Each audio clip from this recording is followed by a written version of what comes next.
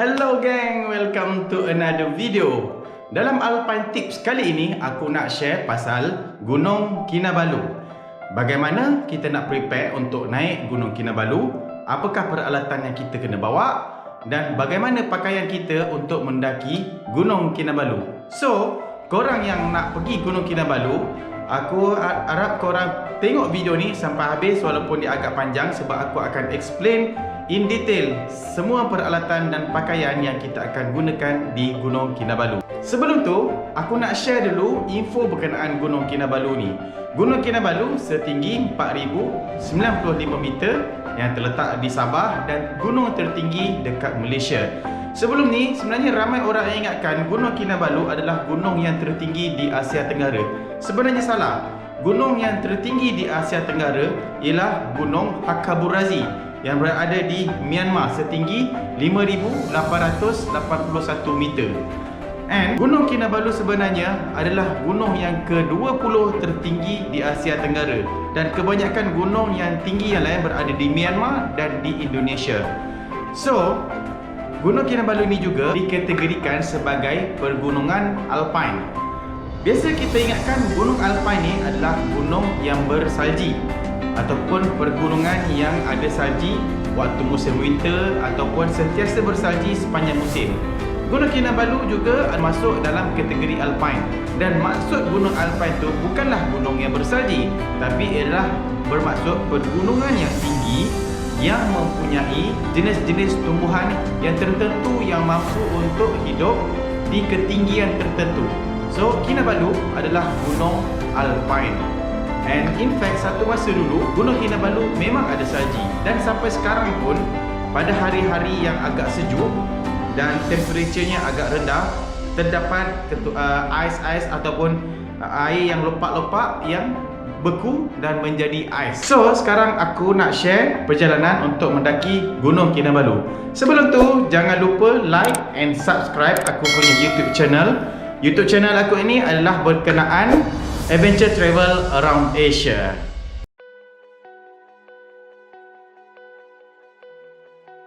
Alright gang, so first kali aku nak cerita pasal perjalanan kita untuk mendaki Gunung Kinabalu.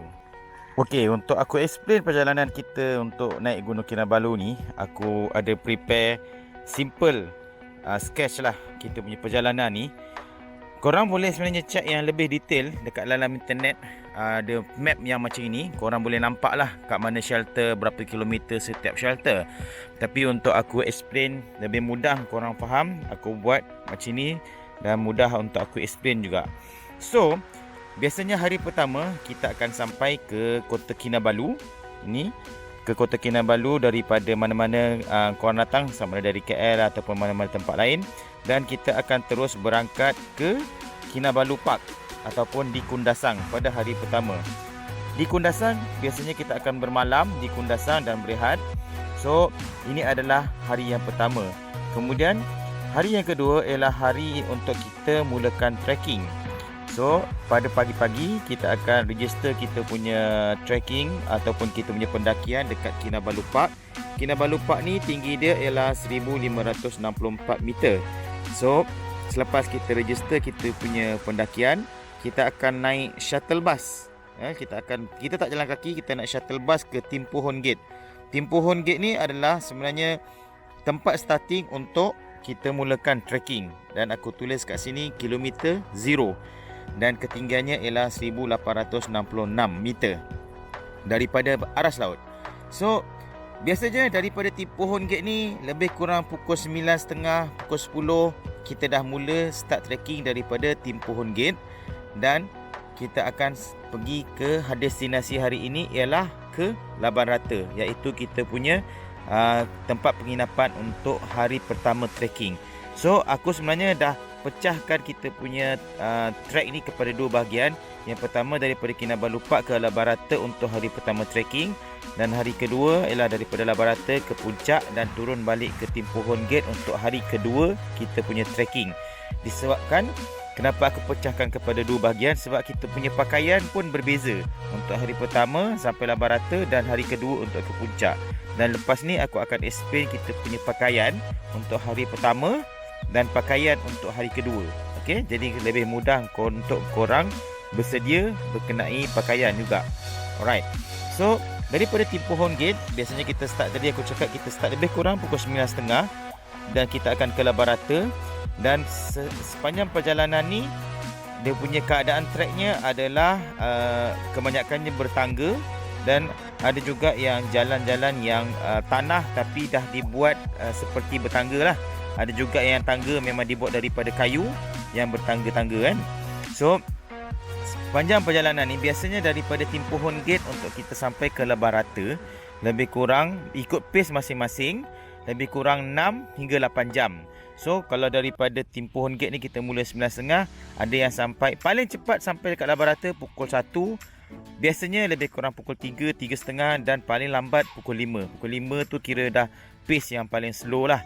So kalau korang nampak kat sini, aku ada tandakan layang-layang had. Sepanjang ni ada banyak had sebenarnya. Lebih kurang 45 minit, 1 jam setiap kali kita trekking, kita akan jumpa satu had.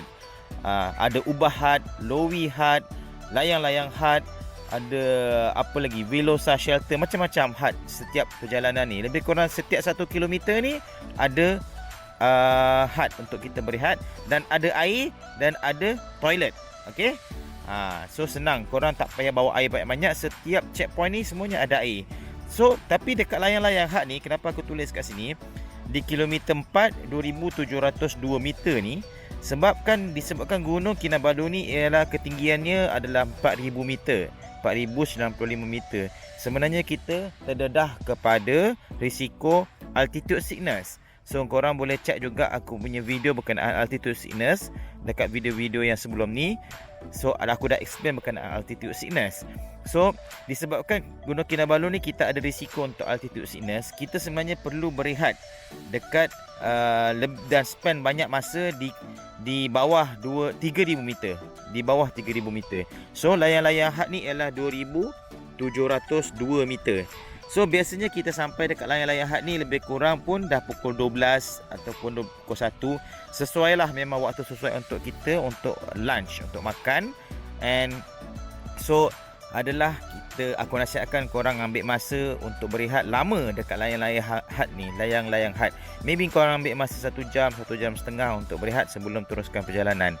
Dan selepas layang-layang had ni dah lebih 2500 meter sebenarnya hingga 3000 meter ni, cuba berjalan dengan lebih perlahan, jangan terlalu laju, ambil pace slow-slow. Dan sebab kita tak nak sampai terlalu cepat, kita tak nak naik ke elevation yang tinggi terlalu laju, terlalu cepat. Itulah yang menyebabkan kita mudah terkena altitude sickness ataupun AMS. And then sepanjang perjalanan ni biasanya kita sampai ke Labarata ni lebih kurang pukul 3 hingga pukul 5. Dan satu perbezaan Gunung Kinabalu berbanding gunung-gunung lain dekat Malaysia ni, Labarata ni dia ada mountain shelter. Ada banyak mountain shelter kat sini. Ada Laban Rata Rest House, ada Lemaing Hut, Pendant Hut, ada Waras Hut, dan ada hostel-hostel kecil yang lain yang jarang-jarang kita duduk lah. Tapi biasanya kita duduk dekat Lemaing Hut ataupun Laban Rata Rest House ni sekali, ataupun Panalaban, ataupun Panalaban hostel. So bergantung ke mana-mana organizer korang yang korang booking. So kita akan rest kat Labarata ni, dan semuanya hut ni dah sedia dengan katil, dah ada selimut. Best lah memang tidur kat sini. Jadi bermakna kita tak perlu bawa banyak barang. Kita tak perlu bawa sleeping bag, tak perlu bawa inflatable mat ataupun sleeping mat, tak perlu. Semua tu tak perlu. Cuma bawa pakaian sahaja. Dan makanan pun sama. Dekat Labarata ni, dekat Labarata Rest House, dekat situ ada restoran. Dan kita punya package ni sebenarnya semua package dah termasuk kita punya dinner pada malam tu. Makannya pun buffet. So kita tak perlu nak masak, tak perlu nak bawa dapur, tak perlu nak masak air panas sendiri bawa macam kita naik daripada gunung-gunung yang lain. So kita akan dinner dan juga breakfast pada esok harinya di Laban Rata Rest House. Dekat situ ada restoran. So semua package untuk mendaki Gunung Kinabalu ni dah termasuk makan. Okey. So jangan risau, jangan bawa barang banyak-banyak. So nanti kejap lagi aku akan tunjukkan juga kita punya apa peralatan yang kita kena bawa, dan cuma bawa makanan untuk sepanjang jalan ni saja. Kita ada pack lunch dan juga makanan-makanan ringan, energy food ataupun, dan juga waktu korang nak ke puncak nanti supaya kita ada makanan sampingan semasa kita trekking.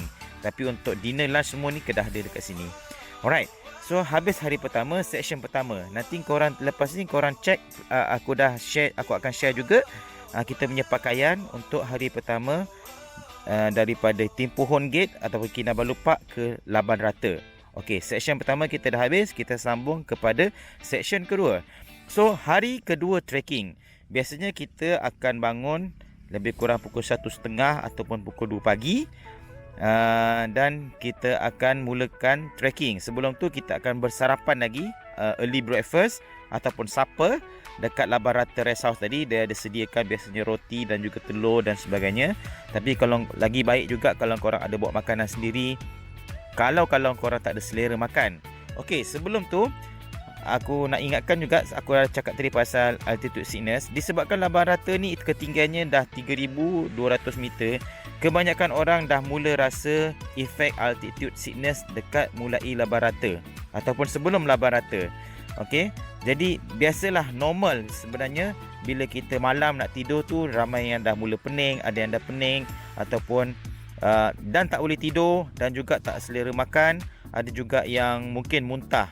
Okey, tapi keep calm, jangan panik, benda tu adalah perkara biasa. Korang mungkin boleh ambil PCM untuk recover sikit pada malam tu supaya boleh melegakan korang punya pening kepala, dan berehat dan minum banyak air. Okey, minum banyak air supaya mempercepatkan proses acclimatization kita di ketinggian 3,000 meter ni. Okey, so pada malam tu kita akan bangun pukul 1.30 ataupun 2 pagi dan breakfast, dan kita akan mulakan trekking ke puncak.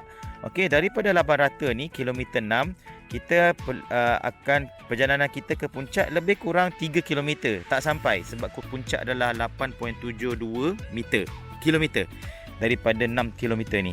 So daripada Laban Rata kita akan mulakan trekking lebih kurang 2.45 atau 2.30 hingga pukul 3 kita akan mulakan perjalanan. Kita akan naik ke first kali kita punya choke point adalah Sayat-Sayat Hut. Okey, dekat sini pun sebenarnya ada banyak, ada 2 trail. Nanti apabila korang tiba kat sini, nanti guide akan explain lah yang guna trail mana satu. Ada Kota Beluk Trail, ada Ranau Trail.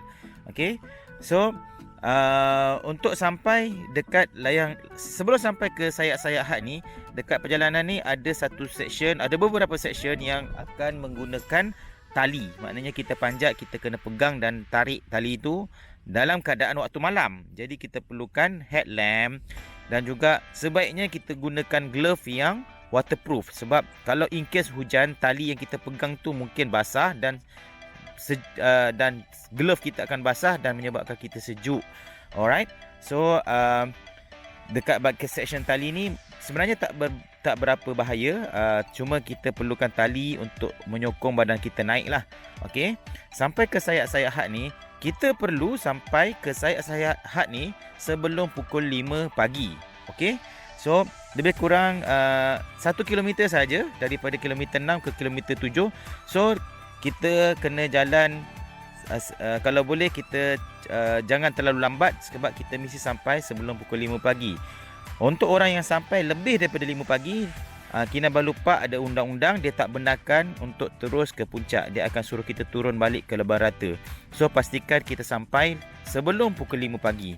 Dekat sini dia ada gate, ada pintu, dan dia akan check kita punya name tag, dan dia akan catat siapa yang lepas ke puncak, dan selebihnya dia akan suruh turun. Okey, daripada Sayat-Sayat Hut ni, okey, daripada sini dah tak jauh untuk ke puncak. Dan sepanjang perjalanan ni dia ada letak tali besar lebih kurang besar, okey, macam ni sepanjang perjalanan, sebagai panduan kita untuk tahu keadaan kat mana sebenarnya kita patut jalan. Okey, sebab keadaan di puncak Kinabalu ni dia luas, berbatu, jadi kita tak tahu mana satu jalan. So dia letak batu besar sebagai panduan untuk kita jalan untuk sampai ke puncak. Alright, so biasanya kita akan sampai ke puncak lebih kurang pukul 6 6.30 dan kita kena turun sebelum pukul 8. Okey, aku nak share juga berkenaan map yang ini.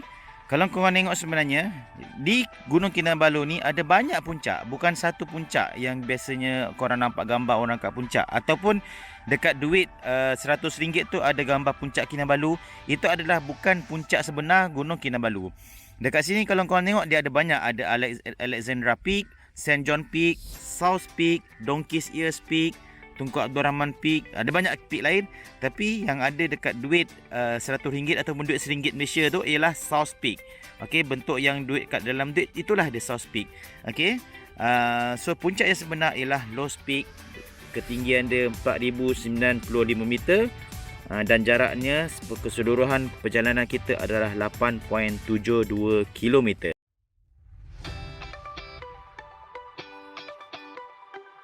Okay geng, so sekarang aku nak share dan tunjukkan barang-barang yang kita nak gunakan, yang kita akan gunakan untuk mendaki Gunung Kinabalu. Dan selepas ni aku akan tunjukkan macam mana nak packing dan kita nak pakai barang-barang ni, iaitu pakaian dan semua peralatan-peralatan lain ataupun aksesori-aksesori lain. Okay geng, kita tengok satu-satu. Okay geng, ini semua barang-barang pakaian dan juga barang-barang lain yang kita perlukan untuk naik Gunung Kinabalu. So aku akan mulakan dengan pakaian. Yang bahagian sini ni, ini semua adalah pakaian. So first kali kita perlukan base layer ataupun thermal top. Thermal top ni maksudnya baju lah. Dia pakaian ni adalah pakaian lapisan pertama yang kita perlu, kita akan gunakan. Ini adalah t-shirt ataupun base layer top. Ini tengok material dia. Materialnya adalah polyester. So baju macam ni dia akan berikan kita sedikit warm lah kalau kita guna. Dan ini adalah seluar dia. Ini adalah bottom thermal base layer. Dan seluar ni juga akan berikan kita sedikit kepanasan lah, warm. Dan dalam dia juga adalah polyester. Dan aku suka recommend kalau guna base layer ke apa pakaian untuk thermal ni, kita gunakan, kalau aku suka brand Polartec punya base layer, Polartec punya material, material Polartec. Kemudian kita perlukan underwear. Ini adalah underwear yang jenis quick dry, bukan underwear biasa yang cotton. Sebab kalau yang bukan quick dry, dia akan basah lah, kita berpeluh. Ini adalah trekking pants dan jenis yang nipis juga, jenis quick dry, senang kering dan ringan. Dan paling penting dia stretchable. Dia maksudnya kalau kita melangkah, seluar ni boleh stretch. Dia bukan jenis yang ketat. And then ini adalah glacier shirt ataupun baju trekking lah, senang cakap. Pun jenis quick dry, mesti jenis material polyester yang senang kering, bukan yang cotton. Kalau cotton ni dia akan basah bila kita berpeluh. Yang ini dia akan kita akan berpeluh juga, tapi dia cepat kering. And then ini adalah pakaian. Dan sekarang ni adalah kita punya pakaian jaket-jaket. Ini adalah down jacket. Okey, down jacket ni, okey tengok, dia jenis yang ringan. Dan kalau kita packing pun dia agak kecil lah untuk kita bawa. Dia daripada goose down ataupun bulu angsa. Ada juga sekarang yang jenis synthetic down, yang dia bukannya bulu angsa tapi dia sintetik, dan dia fluffy, jaket macam ni. Dan guna fleece jacket. Ini adalah fleece jacket. Tapi dua ni kita guna salah satu je, tak perlu bawa dua-dua. Kalau tak ada down jacket, bawa fleece jacket. Ataupun kalau ada fleece jacket, tak payah bawa down, salah satu.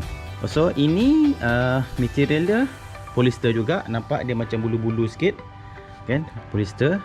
Dan biasanya macam ni dia agak berat sikit lah dan besar. Bila kita packing pun dia besar macam ni, dia tak boleh jadi kecil. Yang ini dia boleh jadi kecil dan ringan. Biasanya ghost down ni aku akan beli yang jenis lightweight yang macam ni. Berat dia tak lebih daripada 250 gram. Ringan kan? 250 gram ni sangat ringan. Jaket macam ni dia besar dan berat sikit, tapi murah lah. Jaket fleece jacket ni lebih murah berbanding ghost down. Okey, ni yang down jacket tadi, selepas aku pack dia cuma besar macam ni. Ini pun agak besar, sebenarnya boleh kecil lagi, cuma sebab bag dia ni besar sikit, jadi dia nampak besar lah. Sebenarnya kalau dia boleh compress, mungkin lebih kurang besar macam ini je lah. Biasa aku bawa dia sangat kecil dan ringan. So aku lebih suka down jacket. So fleece jacket ni aku tak nak bawa, aku letak tepi. So aku cuma perlukan down jacket ni. Dan satu lagi jacket kita ada, ini adalah waterproof jacket ataupun kita panggil outer shell. Jacket ni dia waterproof dan dia windproof dan juga breathable. Dia mesti breathable. Okay, so aku suka jenis yang macam ni, dia selapis je, nipis. Dan biasanya jenis Gore-Tex. Kalau tak Gore-Tex pun, tapi dia mesti waterproof lah, korang boleh beli. Yang ini aku guna material Dri-Q Elite. Okay, ni bukan Gore-Tex tapi Dri-Q. Tapi dia adalah sejenis Gore-Tex juga, sama brand ataupun sama kegunaan macam Gore-Tex punya jaket. Okay, ni so kita cuma perlukan dua jaket ni sahaja. Okay, dua jaket ni adalah outer shell ni tadi dan juga down jacket. Okay, so dua jaket kita perlukan.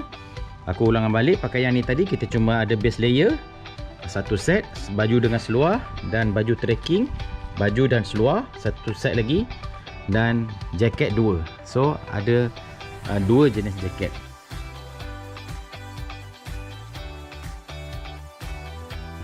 Untuk tangan, untuk protection tangan. Okey, ini adalah first kali kita gunakan glove liner. Glove liner ni dia nipis je. Okey, dia sebab tu kita panggil dia liner. Dia agak nipis. And then ini adalah satu jenis glove lagi yang agak tebal. Boleh juga korang pakai. Aku ini dah buruk sangat. Korang boleh beli jenis fleece liner, fleece glove. Fleece glove ni dia agak tebal. Material dia macam jaket yang apa ni, material dia agak tebal, dia berbulu-bulu sikit macam ni kan. Aku tak ada glove fleece ni, tapi dia material dia berbulu-bulu macam ni. So itu adalah fleece glove. So glove ni korang boleh pilih sama ada bawa dua macam ni, satu nipis, satu tebal sikit, ataupun bawa satu je yang tebal saja. Okey, boleh pilih. Dan aku recommend juga ada satu lagi glove yang waterproof. Mana tahu hari hujan kan. So kita ada satu glove yang waterproof. Minimum kena ada satu glove tebal dan jenis material dia daripada fleece. Okey, fleece glove. Yang ini adalah midweight punya dan juga ini adalah liner. So korang boleh pilih salah satu glove yang korang perlukan. Kemudian kita untuk kepala, first kali kita perlukan cermata, sunglass. Okey, sebab matahari dekat Gunung Kinabalu ni kalau dah siang dia agak panas dan silau lah. Okey, dan UV dia agak tinggi, so kita perlukan sunglass yang ada UV protection. Dan aku recommend jenis yang ada tutup dekat tepi ni. Okey, so apabila ada angin, okey, biasanya sunglass untuk naik basikal ke untuk cycling dia sesuai lah, sebab dia jenis melengkung dan menutup bahagian tepi ni. Alright, so kemudian kita perlukan ni buff, ni untuk tutup bahagian mulut, dan juga ini adalah orang panggil snow cap. Aku punya jenis macam ni, ataupun orang panggil beanie. Beanie bukan beanie, B-E-A-N-I-E, beanie kan. Yang macam snow cap yang kita guna kalau kat snow tu, untuk tutup kita punya kepala dan juga telinga. Okey, so kita perlukan dua, untuk tutup kepala satu, dan juga untuk tutup bahagian mulut satu. Dan stokin. Okey, minimum aku recommend kena ada 3 stokin. Satu yang tebal, satu yang agak medium, satu lagi yang nipis. Okey, untuk kaki. Okey, ni tadi kita start stokin dan sekarang kita perlukan kasut. So kasut kita boleh pilih nak guna jenis high cut macam ni, okey, tinggi macam ni, ataupun jenis yang low cut. Okey, ni jenis. Aku ada satu lagi kasut trekking yang rendah, low cut. Untuk Kinabalu kita boleh guna mana-mana yang korang suka, yang korang ada lah. Okey, tapi mesti jenis untuk trekking lah, jangan pakai kasut jogging. Dan aku recommend sebenarnya untuk high cut ni, sebab dia sebenarnya boleh kegunaan dia adalah untuk jaga kita punya buku lali. Okey, kita tak senang sikit lah jalan dan tak mudah terpelecok kan.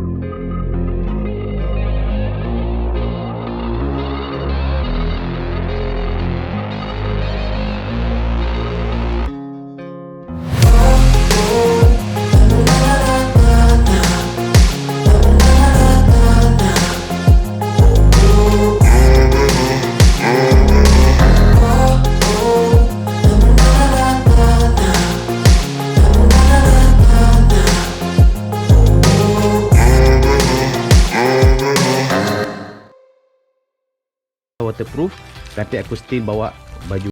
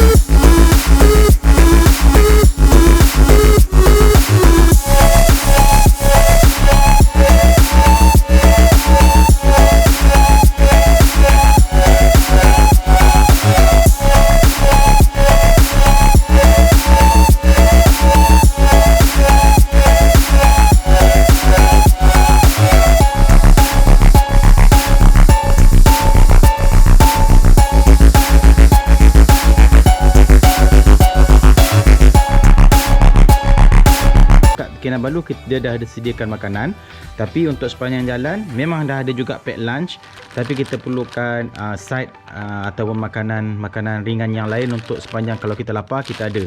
Macam ni aku suka buat.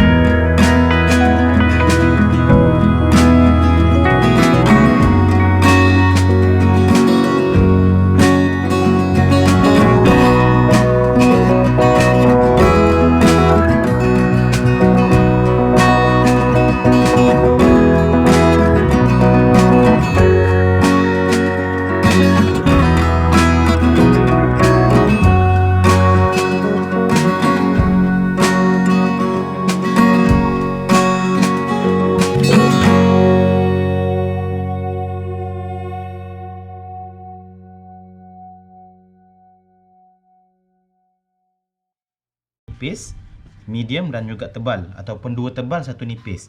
Kegunaannya ialah yang nipis ni kita gunakan waktu trekking pada hari pertama. Okey, pada hari pertama kita trekking yang keadaan dia agak panas, so kita gunakan yang nipis.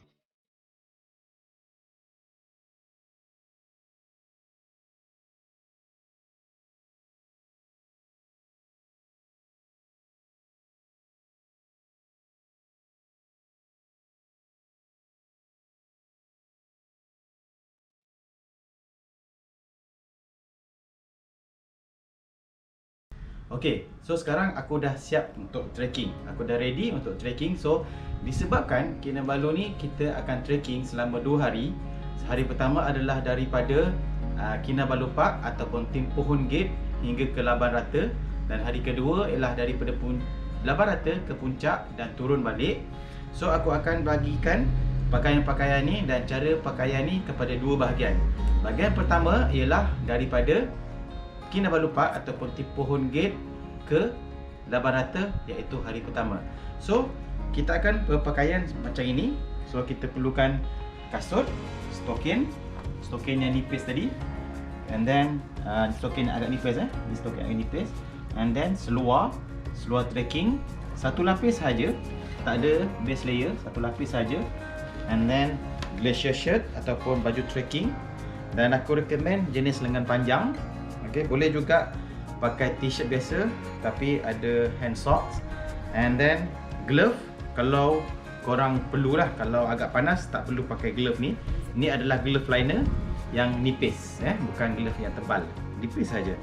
And then trekking pole, sunglass, topi dan juga beg kita dan beserta botol air dan barang-barang, semua barang-barang ni tadi. So kita akan trekking pada hari pertama macam ini saja, kecuali kalau hujan kita gunakan raincoat. Okey.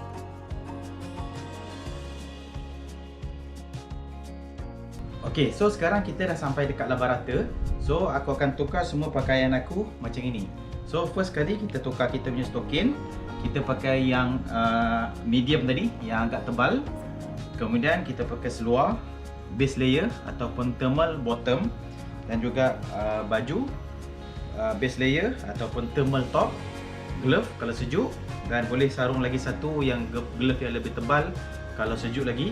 And then kita perlukan kita pakai beanie ni, tutup cover kita punya telinga, and then kita pakai kita punya down jacket ataupun fleece jacket kalau korang tak pakai down jacket. So disebabkan kat Gunung Kinabalu ni dia dah sediakan katil dan juga selimut, so kita tak perlukan sleeping bag macam kita pergi dekat gunung-gunung lain. So kita cuma pakaian macam ni je untuk tidur. Okey, jaket luar base layer ni tadi. Pada malam tu lebih kurang pukul 2 pagi kita akan bergerak ke puncak. So kita akan gunakan pakaian yang kita tidur tadi. Kita pakai base layer, kita pakai thermal top dan juga jaket, down jacket ni tadi. Dan juga boleh juga optional kalau korang nak sarung balik trekking shirt untuk selepas thermal top ni tadi, boleh juga sarung baju ni. Kalau tak nak pun tak apa. Macam aku tak nak, aku cuma pakai base layer satu lapis. Lapisan kedua down jacket. Kemudian lapisan ketiga ialah windproof ataupun outer jacket ni. So aku akan pakai 3 lapis pakaian.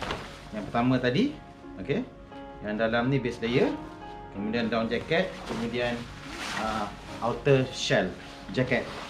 Okey, so aku akan guna 3 lapis jaket yang macam ini untuk perjalanan ke puncak. Dan seluar pula, selain kita gunakan thermal bottom ni tadi, seluar ni, so kita akan sarung balik kita punya seluar trekking. Okay, trekking pants yang kita gunakan waktu kita naik daripada Kinabalu Park tadi, kita akan sarung. So kita akan gunakan 2 lapis seluar. Okay, so sekarang aku dah gunakan 2 lapis seluar, 3 lapis baju, and then stokin kita tukar stokin yang lebih tebal. Ini adalah stokin aku yang paling tebal. So sebab tu kita perlukan 3 stokin. So kita tukar. kita punya stokin. Ambil stokin yang lebih tebal untuk ke puncak. Dan untuk ke puncak, aku recommend korang pakai stokin yang baru. Maksudnya belum pernah pakai. Dah basuh tak apa, pernah pakai kat trip-trip lain. Tapi dalam trekking ni kita adalah first time pakai sebab kita pastikan dia kering. Kalau kita dah pernah pakai, kadang-kadang dia dah berpeluh dan juga agak lembab. Okay, sekarang aku dah ready untuk trekking daripada Laban Rata ke puncak pada waktu malam sebab tu aku pakai headlamp.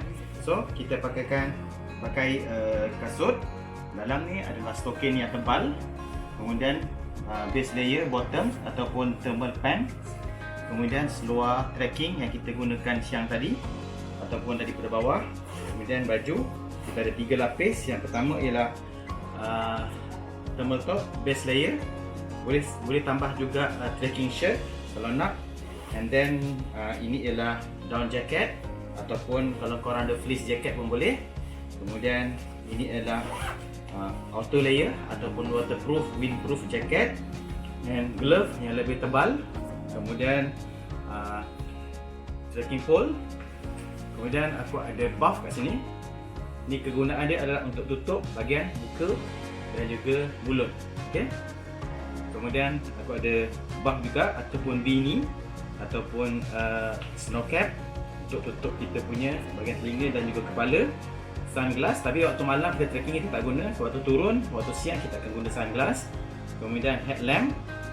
Dan juga dekat dalam beg ni ada air, first aid dan juga makanan. Itu sahaja yang kita bawa untuk ke puncak. Barang-barang lain yang kita tak perlukan, kita akan tinggalkan dekat Laban Rata, dekat bilik yang kita tidur malam tadi. So yang lain tu kita tak bawa. Kita cuma bawa first aid, makanan dan juga air. Dan juga bendera tadilah, itu sangat penting. Okay geng, sekarang kita dah ready untuk ke puncak. Right, kita jalan dulu. Yeah.